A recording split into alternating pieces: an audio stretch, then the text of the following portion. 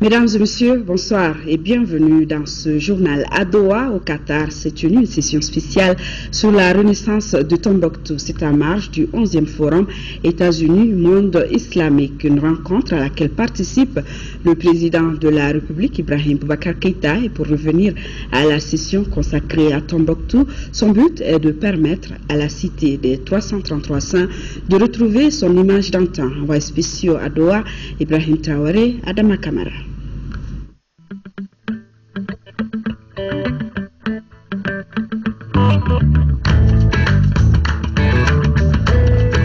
La renaissance de Tombouctou, la mystérieuse, au cœur des débats du 11e Forum États-Unis-Monde islamique. Pour y parvenir, l'on s'appuie sur le patrimoine culturel de la cité des 333 saints. Un projet est présenté dans ce sens dans la capitale qatari aux partenaires. Autour du président de la République, Maliens, Américains et Qataris partagent des idées sur ce programme de 3 ans qui vise à redonner à Tombouctou son aura d'antan.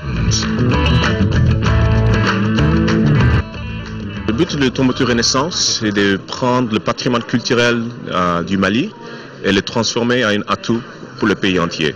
D'abord, pour montrer au monde entier la musique malienne, de restaurer les manuscrits de Tombouctou, mais aussi le label Tombouctou, pour vraiment attirer des ressources et d'attention, pour maintenant faire des projets sur l'agroalimentaire, sur l'énergie renouvelable, sur les infrastructures, sur l'éducation. Le festival du désert va revenir à Tombouctou, mais ce n'est pas seulement le festival du désert. Comme vous l'avez vu, c'est la renaissance culturelle de Tombouctou, du nord du Mali, qui est lancée ici. Et nous remercions nos autorités d'être venues ici nous soutenir. Ça fait 2 ans qu'on travaille sur ce projet et aujourd'hui c'est le grand démarrage. C'est par le patrimoine que le peuple trouvera la confiance de reconstruire l'unité nationale et de regarder vers l'avenir. Conviction du ministre de la Culture qui magnifie ce haut lieu d'échange et de rayonnement qu'il a été pendant des siècles. Notre vision de la renaissance de Tombouctou est une vision intégrée d'une ville hautement symbolique pour la culture mondiale, représentative d'une expression d'un islam modéré, au service de la paix et économiquement viable, au service d'un développement social. Tombouctou, la mythique et la mystérieuse, ne doit pas mourir. Mesdames et messieurs, Tombouctou doit vivre pour nos générations futures.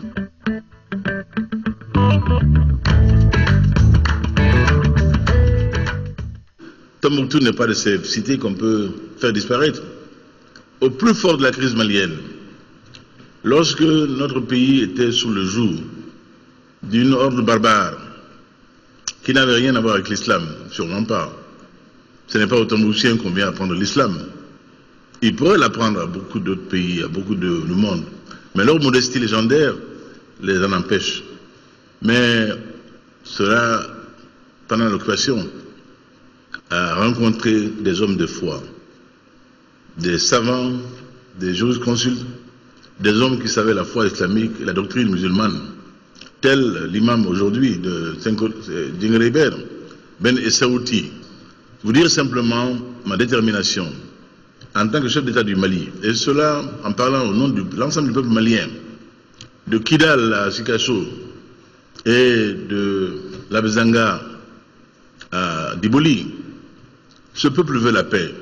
Vous l'avez vu chanter, vous l'avez vu danser sur les dunes. Tel est le Mali, tel est le peuple du Mali, qui a toujours vécu en symbiose, en convivialité, pourquoi pas en communion, depuis des siècles. Il n'est aucune famille de la bande fluviale qui n'est sa correspondante en zone nomade. Des échanges, ceux qui viennent avec les poceries, qui viennent avec le sel de Tegaza, ceux qui leur donnent en retour les céréales des bords du Niger, le mil, le riz. C'était ça le Mali, c'est ça le Mali. Des échanges économiques, des échanges humains, féconds. Nous sommes tous dans ce pays métissés, du nord au sud, d'est en ouest. Le président Ibrahim Boubacar Keïta a salué le Qatar et les États-Unis pour l'attention qu'ils accordent à son pays qui sort progressivement d'une grave crise. On est dans le bonheur quand on voit qu'on n'est pas seul, que dans le monde des bonnes volontés, et lesquels ont souci de vous, un pays qui n'a qu'un seul défi à relever, le défi de son développement, pour que nos enfants ne soient pas à Kidal ou ailleurs les pieds nus, que nos femmes n'aient pas à s'épuiser avant l'âge dans des corvées d'un autre temps, que la pénibilité du travail féminin puisse être réduite par les progrès de la science et la technique, que notre peuple soit contemporain en fin de son siècle, soit réellement au XXIe siècle, dans toutes ses composantes. Telle est mon ambition la plus profonde. Telle est ma dédicace au quotidien pour que ce pays se retrouve. Pourquoi mon combat pour l'unité du Mali ne cessera jamais, jamais, jusqu'à ce que nous réussissions à faire cette unité-là. Ce projet est une initiative de certains artistes et hommes de culture du Mali. Il est d'ores et déjà soutenu par l'organisation américaine Brookings Institution et l'université compte débuté avec de très belles notes musicales de Fadimata Wallet du groupe Tartit et de Vieux Farka Touré.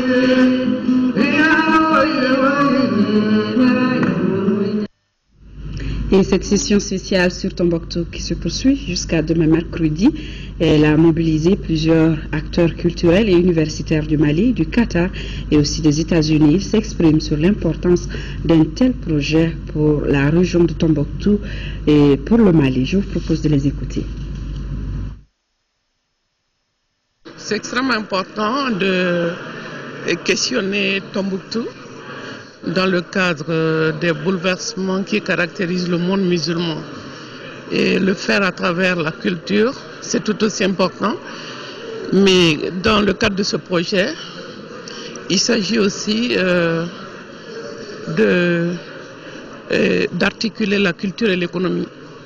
Et de faire de telle sorte que la pauvreté, le chômage et les souffrances ne constituent pas un terreau pour tout ce qui nous arrive en ce moment.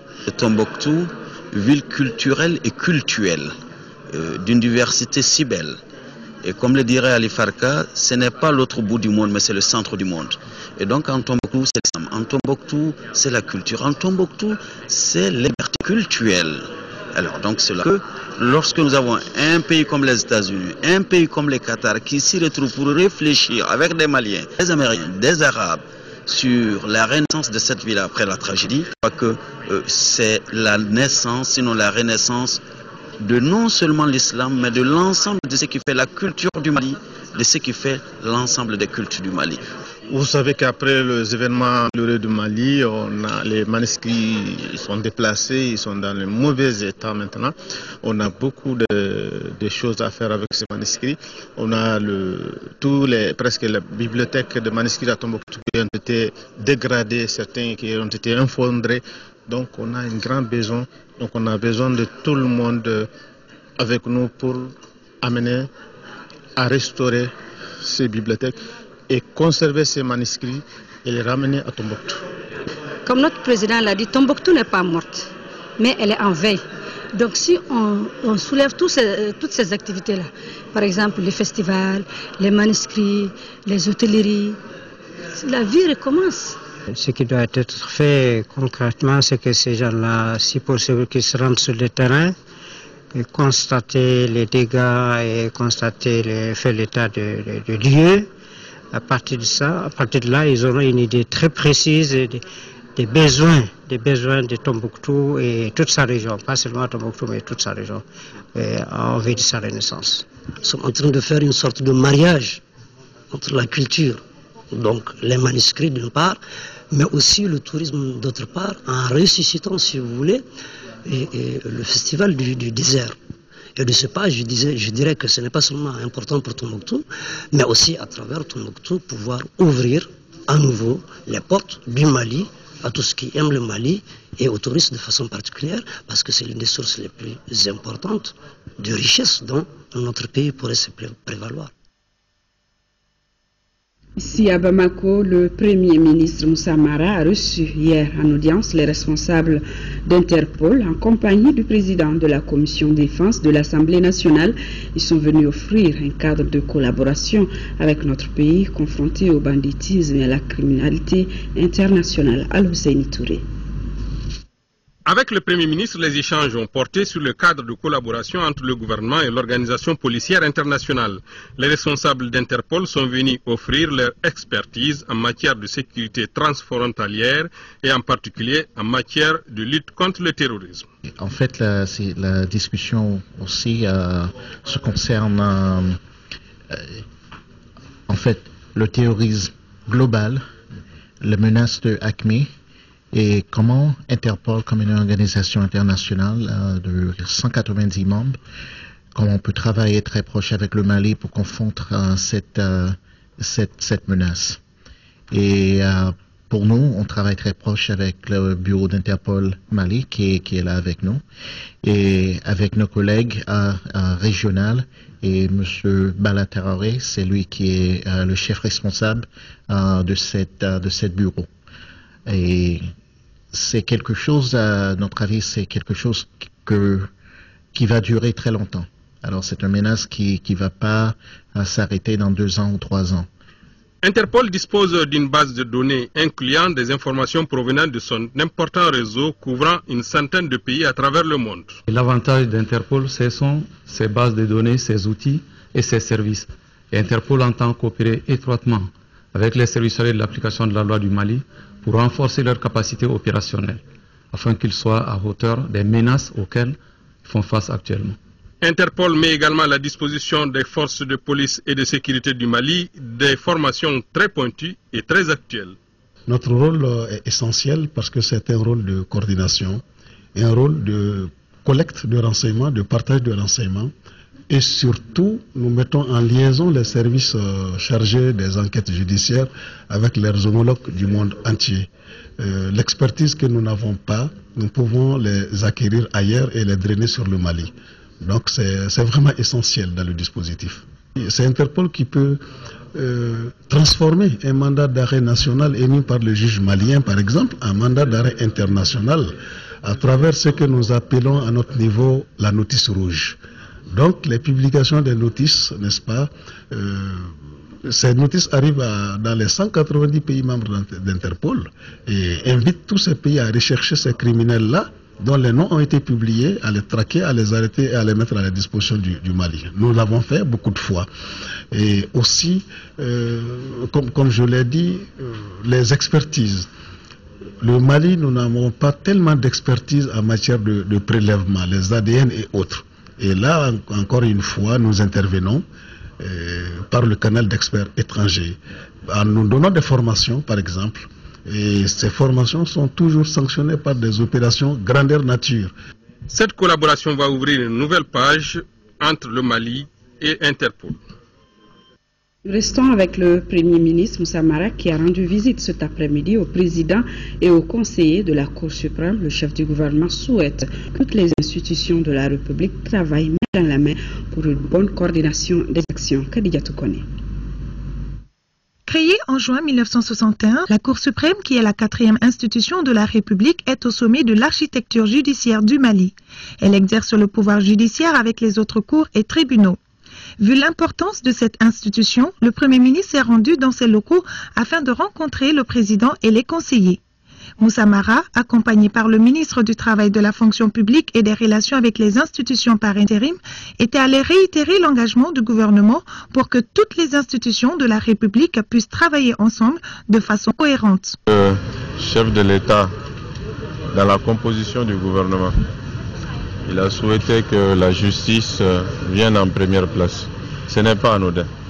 Ça montre tout l'intérêt et l'importance que la justice revêt pour lui dans le cadre du fonctionnement normal de l'État et de la République. Donc aujourd'hui, nous sacrifions à une obligation, mais c'est aussi un plaisir que de venir rendre visite à la Cour suprême en tant qu'institution de la République. Assurer la Cour de notre disponibilité à faire en sorte que le jeu institutionnel puisse fonctionner de manière tout à fait normale et de manière tout à fait adéquate et que chaque institution aussi dispose de tous les moyens nécessaire, de toute la liberté, de toute l'indépendance nécessaire pour accomplir ses responsabilités dans les meilleures conditions possibles. La Cour suprême du Mali, qui compte 130 agents, dont une cinquantaine de conseillers, enregistre aujourd'hui des difficultés. Les difficultés en termes déjà d'infrastructure, les difficultés en termes de moyens humains, les difficultés par rapport à la section administrative en prévision des futures échéances électorales. Mais vous avez aussi des difficultés en termes de moyens financiers. Après avoir recensé toutes ces difficultés, le Premier ministre Moussa Mara rassure. Donc ce sont ces difficultés que nous allons nous évertuer à atténuer, mais on fera le maximum pour que toutes les institutions, et particulièrement l'institution judiciaire, soient dans les meilleures conditions de fonctionnement. Dans le souci d'aider le chef d'État Ibrahim Boubacar Keïta et tout son gouvernement dans la lutte contre la corruption, la Cour suprême entend organiser très prochainement un forum avec des acteurs nationaux et internationaux sur le thème « Qu'est-ce que la justice malienne peut faire dans la lutte contre la corruption ?» Pour l'organisation de ce forum, le Premier ministre Moussa Mara a promis tout le soutien du gouvernement malien. Parlant toujours de la Cour suprême et de ses difficultés, la construction du nouveau siège de l'institution, les travaux de fondation des 4 grands bâtiments sont en cours. Tout sera mis en œuvre pour finir les travaux de réalisation d'ici juillet 2016. Délai contractuel du projet. Noumoun Tapili, président de la Cour suprême, a visité le chantier du nouveau siège. Le compte rendu de Ramata Konati. Dans 2 ans sera fin prêt le nouveau siège de la Cour suprême. Avec un délai de consommation d'environ 1 année, les travaux de construction se poursuivent normalement.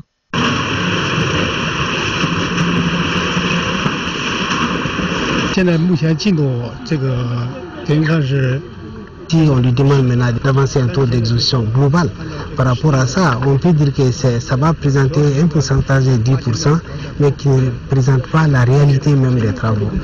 Parce que si on considère, on analyse même les travaux de fondation, ce sont les fouilles, les trucs qui vont en bas, et puis c'est des choses qui demandent plus de temps et plus d'efforts, mais et qui constituent les plus moins payés dans les travaux. Sur le plan délai, lui, il n'y a aucun problème. Ça, il est dit avec toute la conviction.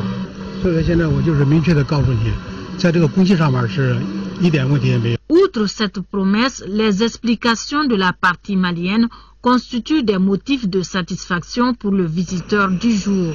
Nous sommes tout à fait, non seulement optimistes, nous sommes satisfaits, mais nous sommes beaucoup optimistes par rapport à la suite des travaux. Depuis l'indépendance, la Cour suprême a été prévu dans toutes les constitutions. C'est seulement maintenant que nous avons pu, en tout cas nous avons espoir d'être dotés d'un immeuble, d'un siège digne de ce nom, pour que vraiment la famille judiciaire dans toute son entièreté puisse d'une manière très fière exercer le pouvoir qui lui est dévolu et comme vous le savez, qui est l'un des 3 pouvoirs d'une démocratie. La visite de ce matin nous ôte tout doute de notre esprit pour dire que ce travail sera fait. Le nouveau siège, décliné en 4 grands bâtiments, comptera plus de 100 bureaux, une salle d'audience de 1000 places, des parkings entre autres. Il est situé à Banankabougou, en commune 6 du district de Bamako. Les travaux de construction coûteront à l'État 10 milliards de francs CFA. Vous le savez déjà, le baccalauréat session de juin 2014 a débuté ce matin sur toute l'étendue du territoire, excepté Kidal. 4 jours d'examen qui concernent 126 393 candidats repartis entre 252 centres. Le ministère de l'Éducation et ses partenaires se sont donnés comme slogan pour cette session « Zéro fuite et zéro tolérance ». Seule la capacité et la compétence de l'élève seront requises pour réussite. Nyanya Lutraoré. Il est 7 heures. Nous sommes au ministère de l'Éducation nationale. L'enceinte est déjà animée et pour cause, le ministre et l'ensemble des inspecteurs d'examen ont passé la nuit ici. J'étais là jusqu'à 2 heures du matin et mon équipe est restée toute la nuit à travailler pour changer les sujets, comme vous le savez. Donc nous sommes dans une situation assez difficile compte tenu de la grande fuite qu'il y a eu au EDF. Le ministre de l'Éducation nationale ne va pas avec le dos de la cuillère. Sans embâche, Jacqueline Marie-Nana Togola s'est dit en guerre contre toute personne qui voudrait par la fraude salir l'image de l'école malienne. il faudrait que tout le monde comprenne que nous sommes en train de détruire notre pays. Qui dit le Mali, dit l'éducation du Mali. Donc moi je suis là avec une idée, c'est de me battre contre ces pratiques. Et je crois que cet épisode du DF ne me fera pas changer d'un pouce. Ça je le dis, je suis décidé à me battre pour assainir l'école au Mali. Cap sur l'école Mamadou Sarr de Lafiabougou. La cour est vide à 8 heures, mais les classes sont déjà occupées par les candidats au bac. Seuls quelques retardataires sont encore à la recherche de leur salle d'examen. Les élèves sont venus faire un massif aujourd'hui ici quand même. On dit après 10 minutes de retard, on croit qu'on est encore le retour de la salle. Oui, non, je ne pense pas. Effectivement. La chance, oui, pour mademoiselle, grâce au retard accusé par le démarrage des épreuves. Un retard qui cause bien d'anxiété et de stress chez les candidats. C'est ma première fois. J'ai un peu peur. Compte tenu des leçons tirées du passé, tenu à changer tous les sujets. Donc, et nous avons voulu travailler avec une équipe restreinte, très restreinte, ce qui fait que nous avons pris un peu de retard. Mais je préfère ce retard à autre chose. Mis à part ce petit contretemps, le moral des uns et des autres est au beau fixe. Presque tous étaient prêts à aborder les épreuves. Malheureusement, l'an passé, j'ai fait le bac, je n'ai pas passé, mais ça ne me décourage pas. L'échec fait partie aussi de la vie. Et cette année, s'il plaît au bon Dieu, car j'ai reconnu mon erreur, et cette année, j'en suis sûr que je vais le réparer aussi. Non, je n'ai pas peur. Ouais, je me suis préparé pour venir faire. Je suis concentré. On nous a demandé d'être vigilants. Okay, et vous voyez vous-même que tous les documents sont à la porte, surtout les téléphones portables qui nous posent vraiment des problèmes. Donc nous avons veillé à ça et nous pensons que ça va bien se passer. Il est 9h15. Le ministre procède à l'ouverture de l'enveloppe contenant le premier sujet du jour. Et petite surprise chez cette candidate. Je suis vraiment étonnée parce que d'habitude on nous donne des fiches de dissertation et puis commentaires composés et contractions des textes. Donc maintenant je constate que c'est sous forme de commentaires ou de contractions, commentaires composés. Bon, si, c'est pas un problème, mais comme ça m'a surpris seulement, c'est ça. Je ferai, Inch'Allah. Pour cette session du baccalauréat malien, ils sont 126 393 candidats répartis entre 252 centres du pays, hormis la région de Kidal. Et pour cette session, des mesures ont été prises pour lutter contre la fraude dans les salles d'examen. C'est ce qui explique d'ailleurs le retard dans certains centres d'examen de la capitale. Moussa Fane est allé voir. Pour lutter contre la fraude à l'examen du baccalauréat, les autorités scolaires ont renforcé la surveillance dans les centres. Un dispositif sécuritaire est visible aux abords et à l'intérieur des centres d'examen pour décourager d'éventuels fraudeurs. Des mesures rigoureuses sont prises afin d'éviter les cas de substitution. Une fois en classe, certaines dispositions aussi sont prises pour éviter les cas de fraude, et notamment la distribution des brouillons, ensuite l'interdiction des téléphones portables. Il faut 2 surveillants par salle, ce qui est de rigueur, ça c'est déjà vérifiable dans toutes les salles. Tous les surveillants sont en place, 2 par salle. Et pour renforcer encore cette mesure de sécurité, on fait appel à la police et ils sont là depuis le matin. Les mesures prises, c'est d'abord l'application de la police de surveillance et du règlement intérieur des examens. On l'a lu à tous les surveillants. Nous avons mis chacun devant ses responsabilités. Le constat qui se dégage de ce premier jour est les retards accusés dans le démarrage des épreuves. Si les épreuves ont débuté à 9h15 au lycée Mamadou Sarr, par contre au lycée La Lanterne, les premières enveloppes ont été ouvertes à 10h. Sur le plan sécuritaire, il n'y a pas eu de fausses notes. Depuis qu'on est là, on n'a pas enregistré de cas particuliers. On a fait un premier contrôle. La collaboration avec les surveillants et l'administration, c'est parfait, il n'y a pas de problème. Nous sommes là pour la couverture de la sécurité. Donc, on a la collaboration avec les surveillants et le président du centre. Donc en cas s'ils ont besoin de nous, on vient par rapport aux fraudes. Dans l'ensemble, il n'y a pas eu d'incident majeur partout où notre équipe est passée. Et juste après le démarrage des premières épreuves du baccalauréat, le ministre de l'Éducation nationale a été reçu par la Commission de l'Éducation, de la Culture, des Nouvelles Technologies, de l'Information et de la Communication de l'Assemblée nationale. Le ministre est venu expliquer les difficultés auxquelles son département est confronté dans l'organisation des examens. Pour la réussite d'ailleurs de cette session, Mme Togola a engagé des agents pour démanteler les réseaux de fraude. Et je vous assure, chers téléspectateurs, les preuves font froid au dos. Garibou Pérou, compte rendu. Loin d'une interpellation, Madame le ministre de l'Éducation nationale a été reçue par la Commission de l'Éducation, de la Culture, des Nouvelles Technologies, de l'Information et de la Communication sur sa propre demande. Selon Madame le ministre, la fraude et la fuite des sujets sont les crimes commis dans le district de Bamako pendant les épreuves du diplôme d'études fondamentales, faisant comme si les examens sont en vente.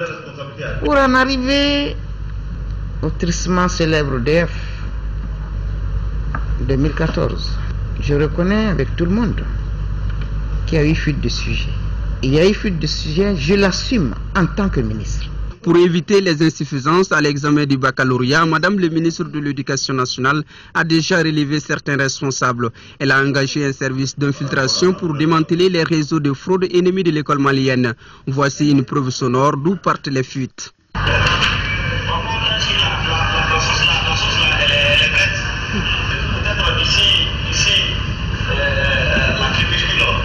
Pour le bac de ce matin, nous avons été obligés de changer in extremis les sujets pour éviter cette fois-ci qu'il y ait encore des fuites. Aidez-moi à sensibiliser les parents. Aidez-moi à faire comprendre aux promoteurs d'écoles privées qu'ils n'ont pas à se faire une bonne publicité par la tricherie.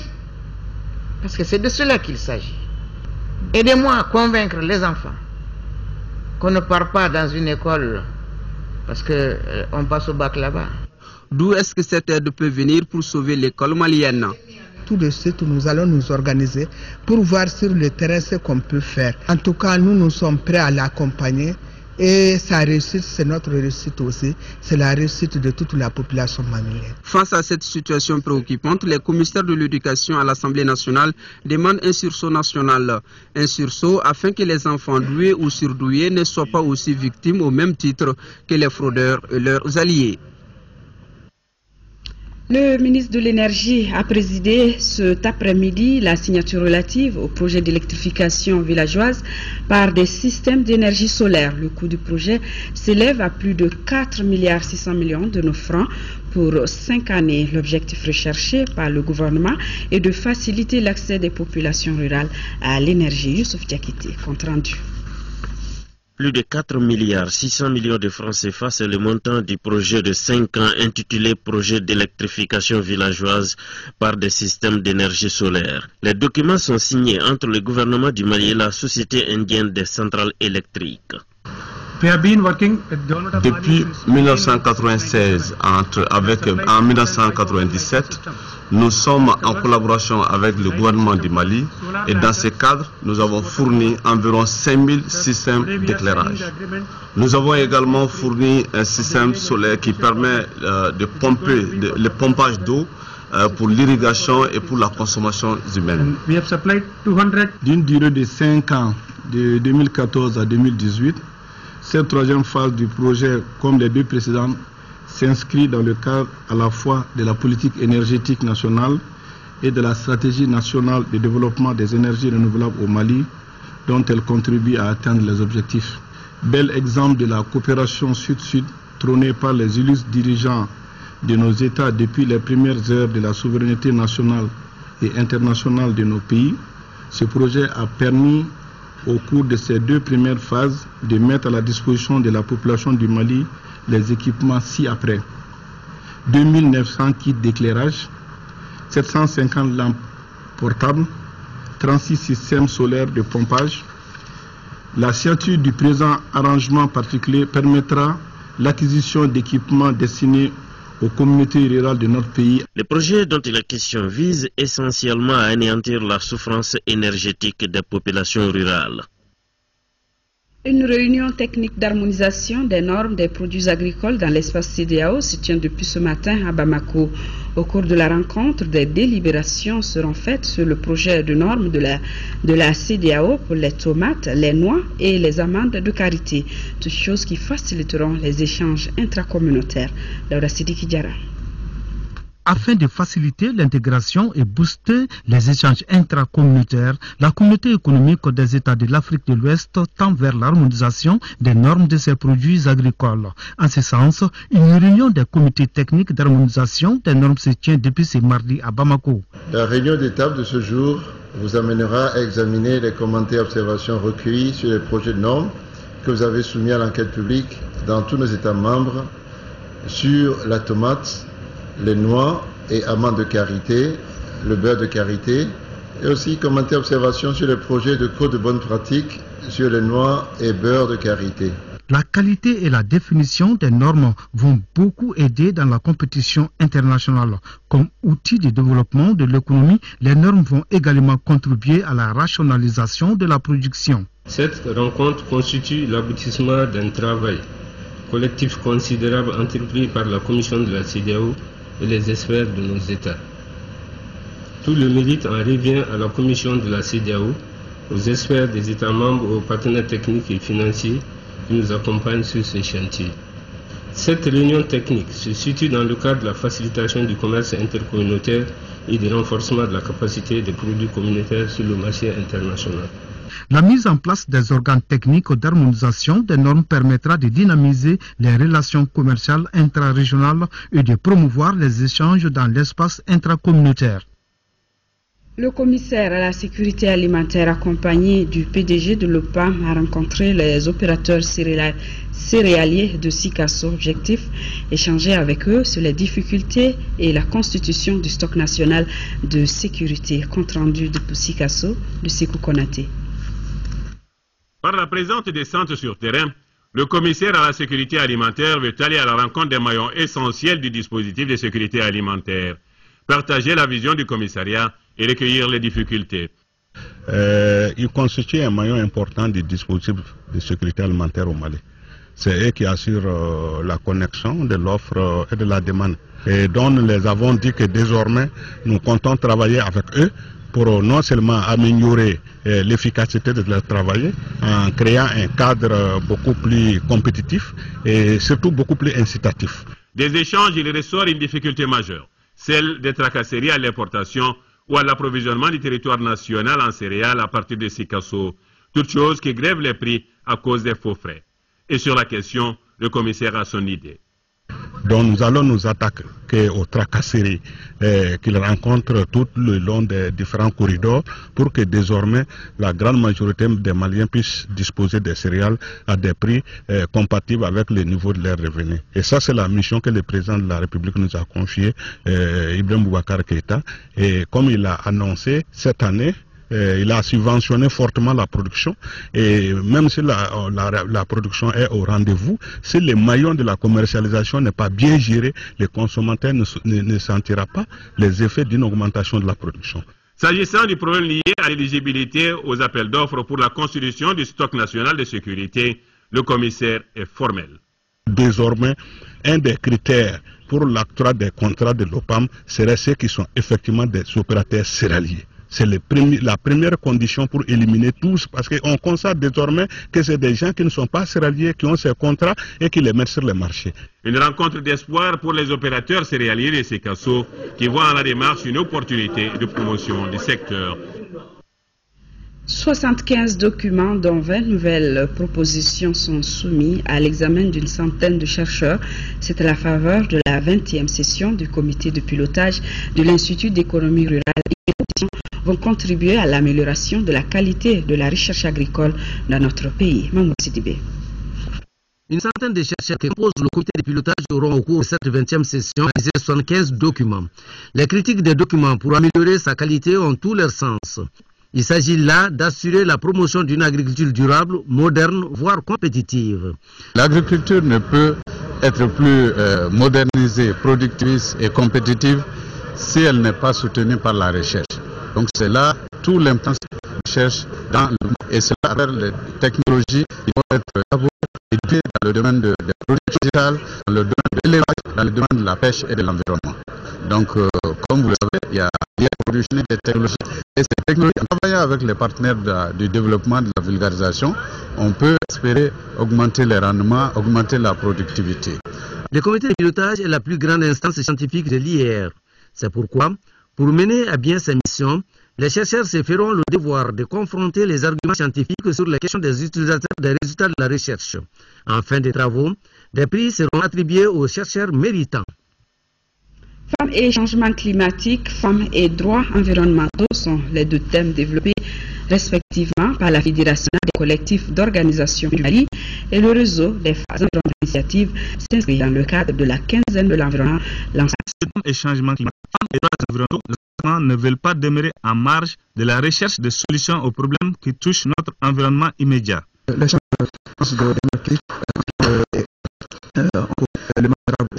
changements des différentes pour faire face aux effets néfastes des changements climatiques au niveau du Mali, diverses actions ont été entreprises ou sont en cours pour y faire face. Donc le droit de l'environnement est un ensemble de normes juridiques, mondiales, régionales et internationales qui en tout cas permet la protection des ressources naturelles et la protection de l'environnement. L'objectif que visent les initiatrices de cette double conférence débat est d'informer et de sensibiliser les femmes sur les changements climatiques et leurs méfaits. Nous voulons qu'elles comprennent d'abord. Quand elles vont comprendre, elles sont déjà engagées dans la lutte contre les changements climatiques. Parce que pas plus tard que la quinzaine passée, on a eu à fêter, n'est-ce pas, la quinzaine de l'environnement en milieu rural. On était avec les femmes de Kassela. On a aidé les femmes de Kassela à mettre en place une parcelle maraîchère. On a aidé, n'est-ce pas, les femmes de Kassela à se transformer en pépiniéristes. Quel rôle peut jouer la Malienne face au problème du changement climatique? Les femmes quand même ont un rôle à jouer par rapport à la lutte contre les effets néfastes des changements climatiques. Les femmes peuvent éduquer, les femmes peuvent sensibiliser, les femmes peuvent former les membres de leur famille, les membres de leur communauté par rapport au changement climatique, aux effets néfastes des changements climatiques. Les femmes peuvent faire un plaidoyer en vue de leur participation massive aux rencontres internationales sur le changement climatique. Face à l'ampleur des problèmes climatiques dans notre pays, l'implication totale des femmes est plus que nécessaire. Et Mali Folk Center qui a remis hier au groupe scolaire A de Kolokani des appareils multimédia composés de téléviseurs et de magnétoscopes. Auparavant, l'ONG avait remis des panneaux solaires et une batterie. Ce don s'inscrit dans le cadre de la troisième composante du programme d'appui aux initiatives du réseau Climat Mali pour l'adaptation au changement climatique. Le compte rendu de Sokona Kamisoko et Gauss Touré. L'installation de ce téléviseur écran géant avec magnétoscope va permettre aux élèves du groupe scolaire A de Kolokani d'être mieux informés sur les états de changement de prévention et gestion des crises afférentes, et cela à travers une bonne communication. C'est du moins la conviction des responsables de l'ONG Mali Folk Center.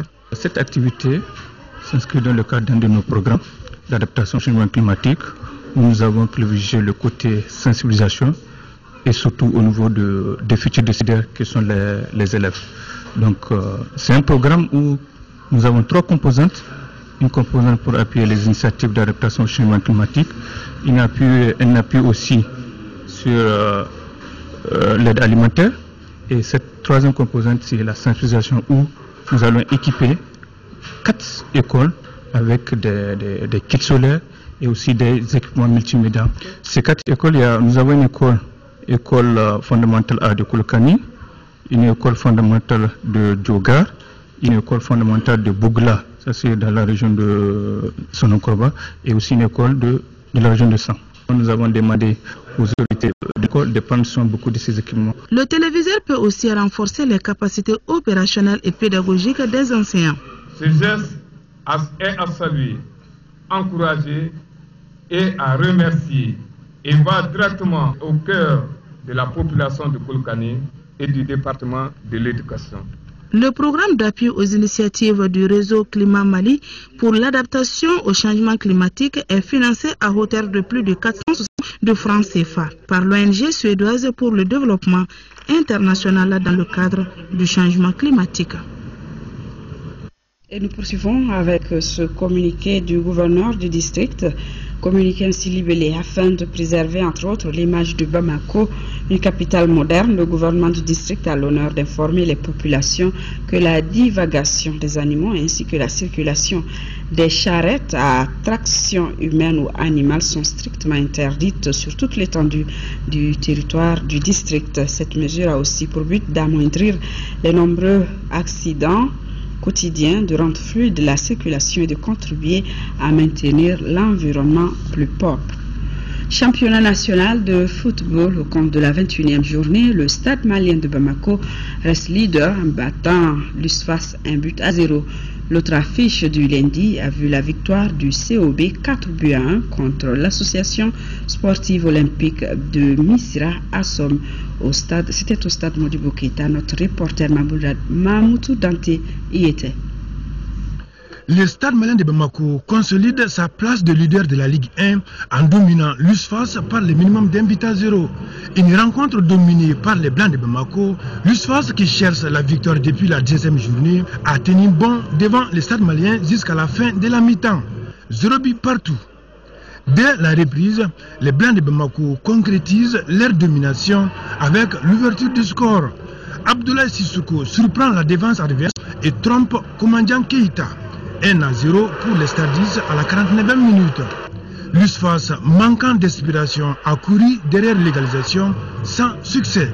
C'est vrai que là on restait sur des bonnes prestations et je m'attendais à ce que mon équipe soit capable de répéter encore un bon match, mais ça a été un non-match aujourd'hui. On a mal débuté et on n'a pas su revoir ce qui n'allait pas à la mi-temps, du moins pas suffisamment. On a souffert jusqu'au bout face à une équipe qui défendait très bien, mais ça n'explique pas la petite performance de mon équipe et de mes joueurs. Je pense qu'il faudra peut-être se reconcentrer un peu plus et ne pas penser que peut-être le championnat est déjà gagné, parce que ce serait se tromper et on est loin de la fin du championnat. Il y a encore beaucoup de matchs et si on n'est pas capable de mieux jouer que ça sur les prochains mois, on va au-delà de certaines déconvenues, je crois. Ils ont commencé le match la paire au ventre.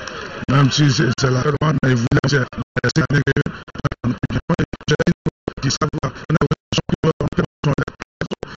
forcé, mais je pense que l'arbitrage aussi a beaucoup pesé sur l'équipe. Je pense que dans les jours à venir, on va essayer de corriger pour pouvoir marquer des buts. En seconde heure, le club olympique de Bamako se remet de sa défaite contre le leader du championnat, le Stade malien, en battant l'association sportive olympique de Missira à Somme 4-1.